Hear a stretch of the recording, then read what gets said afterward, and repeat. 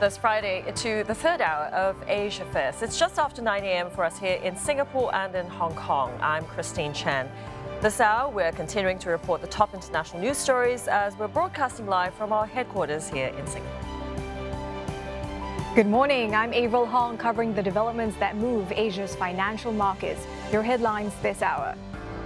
A busy end to your business week. We're seeing gains on Asian markets after more record highs on Wall Street. Here in Singapore, fresh numbers show non-oil domestic exports made a surprise rebound in December after 9 straight months of contraction. Plus, ticking down in China less than an hour before we get Q4 and full year 2019 GDP figures from the world's second largest economy, which is expected to see its weakest growth in nearly 30 years. Will the headline figures stay above 6%?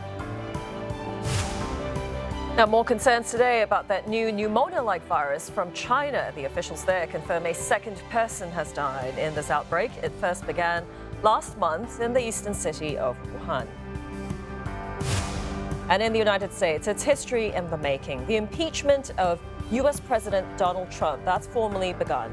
The senators have sworn to carry out impartial justice. But in the background, a government watchdog has concluded the Trump administration broke the law by withholding military aid to Ukraine. The president, though, is having none of it.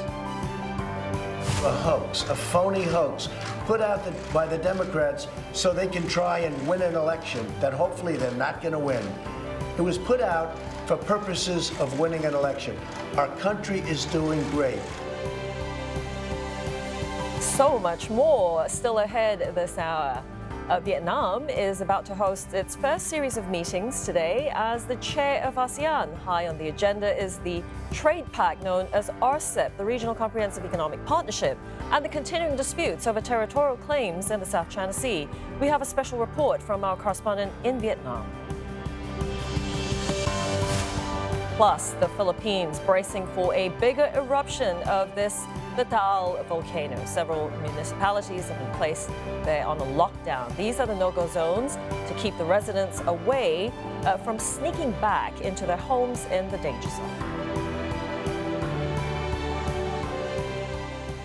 Now, it's the end of the trading week, but markets have been on the move. Then the big Asian economies have released key data today, the first central bank decision of the year for this region. It's certainly a busy day for business. Let's get straight to it with Avril Hong. Avril? Yeah, Christine, busy day indeed. I'll start with that central bank rate decision.